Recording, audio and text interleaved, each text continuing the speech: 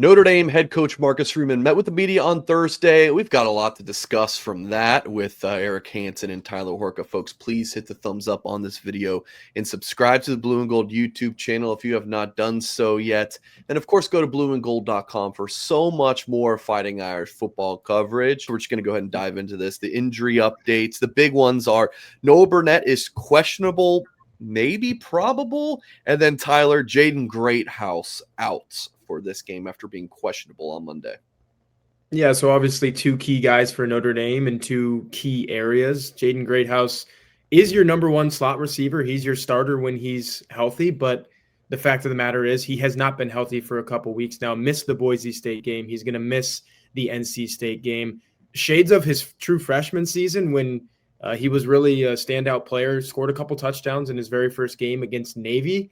But then quickly thereafter in the month of September gets the hamstring issue and kind of hampers the rest of his year. So you're hoping that's not happening to him again this year. It kind of looks like it is because those hamstring injuries, they just don't want to heal. The soft tissue stuff, Marcus Freeman kind of talked about it with Devontae Smith actually on Monday. You got to be really careful with it. And Smith's dealing with the calf injury. He's out for this game against NC State as well. So you got some key guys dealing with that stuff there, and you don't know when you're going to see them again. As for Noah Burnett, it sounds like you are going to see him again on Saturday. Freeman basically overruled the injury report and said that if Burnett's Thursday workout goes well, and Notre Dame is expecting it to go well, he will be your place kicker against NC State. And look, Notre Dame may win this game by 3 touchdowns again. They're favored to do so, just like they did against Boise State. But if Burnett could get some key kicks in there, maybe even like a 40-yarder, a 45-yarder. We haven't seen him attempt those, let alone make those at Notre Dame.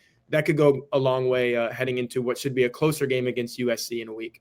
Yeah, Eric, I wrote an intel piece that you can find on blueandgold.com, published this 3 or 4 hours before the press conference, and I was like, listen, we don't know what Jaden Greathouse status is at the time of publishing, but I was writing about what I was hearing behind the scenes about like what Notre Dame sources were feeling about Greathouse, because he has not done a whole lot this year. And I'll give a piece of the article away, and again, find it at blueandgold.com. Notre Dame has full trust. They love Jaden Greathouse. The circumstances just haven't led towards him getting the rock much this season. It's also part of it, like Fields and Faison seems like they have a lot more like design plays towards them. Greathouse can be a little bit more what the coverage is and whatnot. But yeah, this just hampers an already slow start to the season for Greathouse. You hate to see it after how well he played in the last 2 games at the end of the season.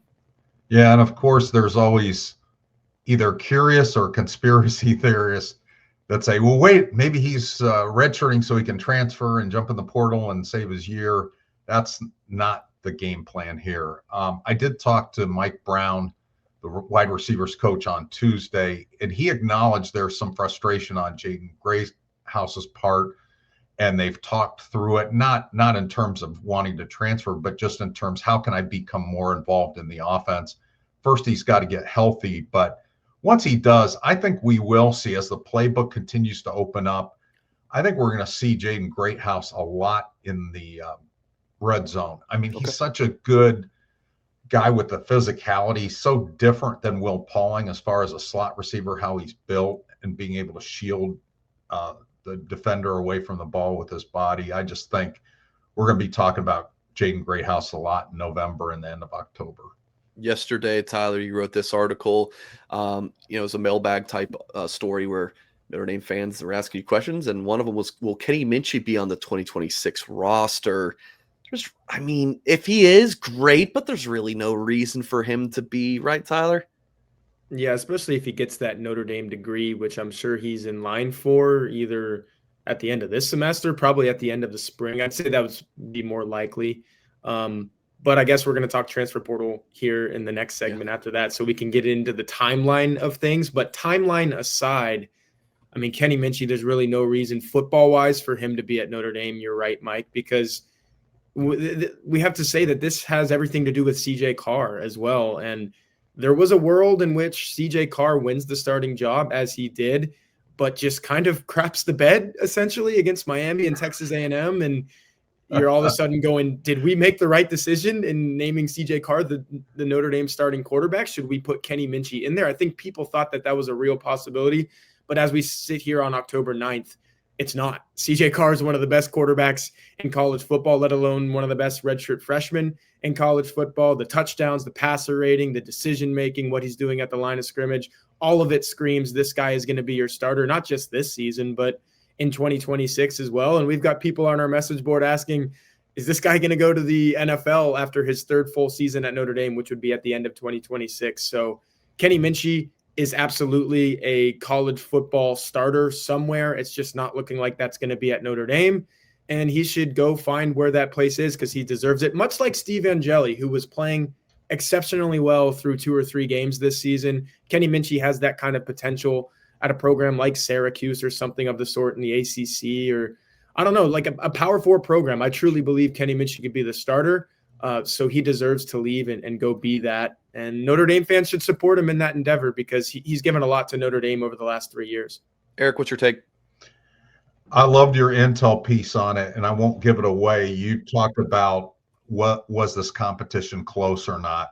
But what I'll say is on some of the intel that I got this week is that they love Kenny Minchey. I mean, they do some internal testing in terms of how players handle adversity, things like that. And he was off the charts. He's also great in the quarterback room. They'd love to keep him. They would have loved to keep Angeli. He scored very high as well. But the reality is these guys can get opportunity elsewhere and they can make money elsewhere. And if you're looking at this as a business, which I would think he and his family are once you get that Notre Dame degree, it makes sense to at least explore that. So I would not expect him to be on the 2026 roster, just given how highly Notre Dame thinks about him and his chances of being a starter. And if something happens to CJ Carr this year from an injury standpoint, we'll see it.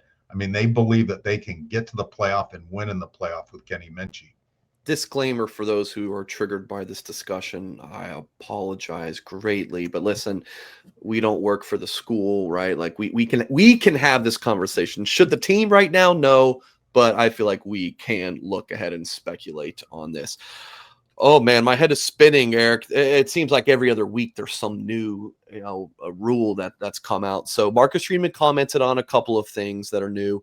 The 5-for-5 eligibility, and now a new transfer portal window, just one time a year now. It's going to be in January. Eric, I hope you have this all memorized off the top of your head so you can tell the people about these things and what Freeman had to say about it on Thursday. I do, and I think the real big takeaway here is that Marcus Freeman is an excellent multitasker. He won't have that headache to deal with in December when he's trying to get his team ready for the first 2 playoff games. That transfer portal window isn't until January. It's January 2nd through the 16th. Now, if Notre Dame did what they did last year and get to the championship game, then there's a 5-day window after their last game, and then guys can jump in kind of like they did last year, Pat Coogan and those guys.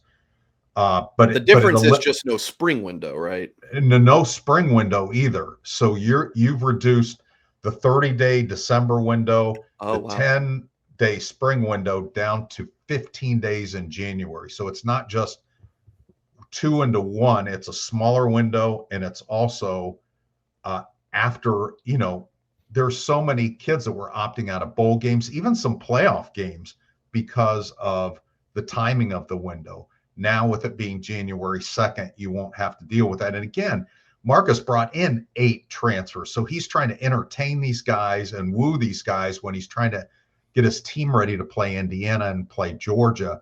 And that's a tough ask. And that makes it, I think, a lot easier for the coaches.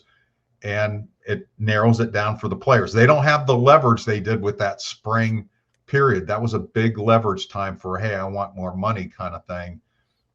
It just kind of compacts all the negotiations down to that 15-day period in January. Now, you can go in the portal and then make your decision later, but you only have 15 days to go in. Okay. And then 5-for-5 is simply just you have 5 years. Like your clock is 5 years. You can play all 5 seasons. Red shirts are being eliminated. And is this like, when does this start, I guess? Does the 5-for-5 apply to everyone now, or? Well, they haven't passed it yet, but there's a lot of momentum for it. So I would think if they're going to pass it during this offseason, they could even plug it in for next year. And I think that would be enough times for teams to kind of adjust their roster, especially since they've gone from 85 to 105. I think it would be enough time to plan for that. But the good news for our coaches and why Marcus Freeman likes it is they really have to be diligent about, oh, well, we can't, we could really use so-and-so on special teams. Let's say Will Black on special teams this week, but that would put him over so many games. And now they don't even have to track that. You just play the guys that deserve to play that can help you in games, and you don't have to track it to preserve that redshirt year. Tyler, what's your reaction? Yeah, on the 5 for 5, it feels like it's just been trending this way for a while to try to make something more uniform out of eligibility. I mean, I remember the redshirt days where if you played one snap, you burned your red shirt, and that was insane. You see a guy run onto the field and you're like, well, there goes a whole year. It got a little better when you're able to play 4 games, and then you're able to play 4 games and the bowl game.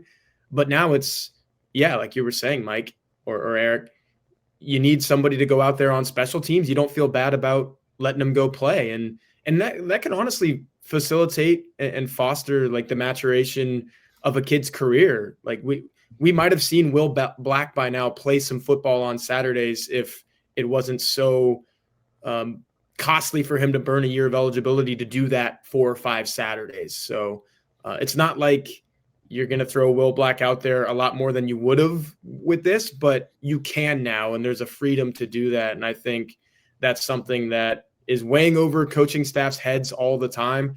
Like, I wouldn't be surprised if coaching staffs had a eligibility guy that's just tracking this. I know I do it. Yeah, see, like I do it for blueandgold.com. I got a spreadsheet. Okay, these people have played, and it helps to see it that way. You're not going to have to do that anymore. You're going to have 105 guys that can all play, and you're not worried about if they're burning a red shirt or whatever.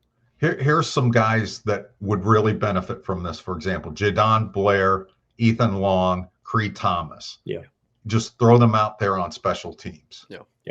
100%. Folks, please hit the thumbs up on this video. Subscribe to the channel if you have not done so yet. Let us know what you think about some of the things we talked about in the comments of this video.